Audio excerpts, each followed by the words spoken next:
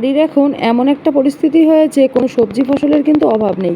ছোট্ট একটা পুকুর থাকলে হয়তো মাছও চাষ হতো। যাই হোক, আমি আর মেয়ে বেরিয়ে পড়লাম একটু বাজারের দিকে। প্রথমেই চলে গিয়েছিলাম বাবার দোকানে, আর সেখানে গিয়ে অনেকটা দেরি হচ্ছিল বলে চলে গেলাম একটা ফলের দোকানে। এই ভিডিওটা ফলহারিণী অমাবস্যার দিন। হঠাৎ প্রস্তুতিতে যেভাবে পুজো দেওয়া যায় আমি সেভাবেই আজকে পুজো দেবো। তো প্রথমে বাজারে গিয়ে একটা ফলের দোকান থেকে ফল নিয়ে নিলাম। তারপর বাজারে যে উদ্দেশ্যে এসেছিলাম সেটা হলো মেয়ের জন্য একটা গিফট, তো ওটা নেওয়া হয়ে গেল। ও পছন্দ করেছিল একটা পলা আংটি, আর বাবার সাথে করে একটা ব্যাগ দিয়ে দিয়েছিল। এটা ছিল ওর জন্মদিনের গিফট। তারপর দেখো ফাইনালি চলে আসছি আমরা মন্দিরে। আর মন্দিরে যাওয়ার আগে ঠিক এইরকম পরিস্থিতি হয়েছে রাস্তার। আমি যদি আর 5 মিনিট পরে আসতাম তাহলে হয়তো আমার পুজো দিতে অনেকটা সময় লাগতো।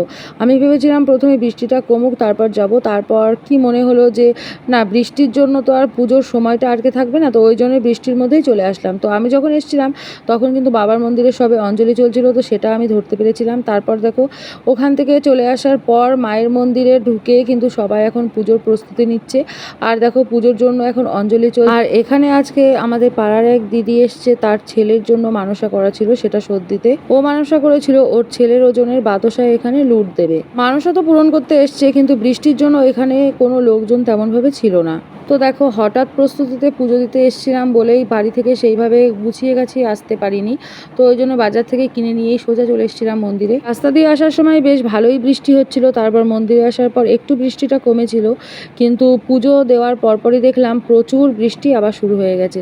তারপর দেখো পুজোর পরে দিদি আমাকে আবার প্রসাদ দিয়ে দিল। টানা 2 থেকে 3 ঘন্টা কিন্তু বৃষ্টিতে আমরা ভিজে গেছিলাম অনবরত, তাই আমরা আর মন্দিরে বেশিক্ষণ দাঁড়াতে পারলাম না। এখানে দেখো মায়ের জন্য ভোগ তৈরি হচ্ছে। তারপর মন্দির থেকে আমার পুজোর ডালাটা বের করলাম। আমি কুড়াই নে